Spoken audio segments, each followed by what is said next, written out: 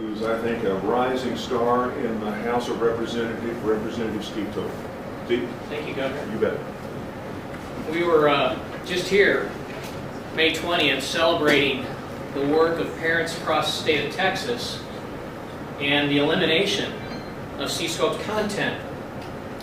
The curriculum was looked at by parents all over Texas for years, and they were calling for either the correction of it or the elimination of it.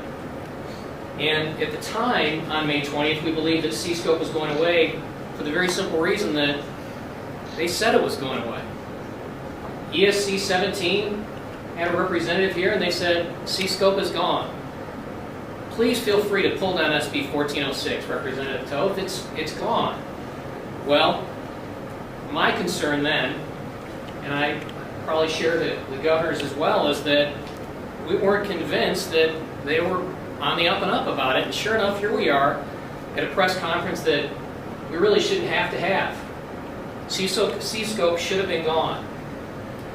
You know, it was just a day later that I received a call from Mason Moses, who represents, I believe he represents ESC 13 and CSCOPE. And he said, you know, this whole issue of CSCOPE has been a red-hot poker in our eye. And it's gone, and we'd appreciate it if you could just put an end to the rhetoric. And I responded by saying, Mason, if it goes away, the issue will go away. If you guys follow through and the content is put to bed and it goes away, the issue will go away. This past week I met with an ISD board member, and he said to me, Steve, we can't use CSCOPE in our district now. And I said, well, sure you can.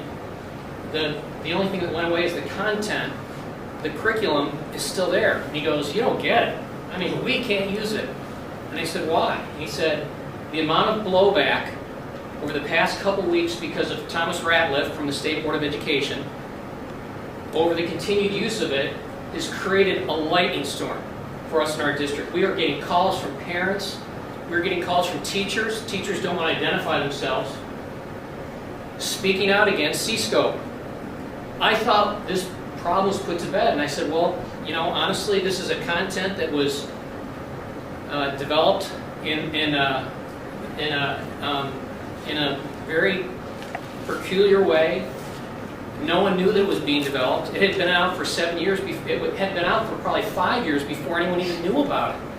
Teachers were forced to sign non-disclosure agreements.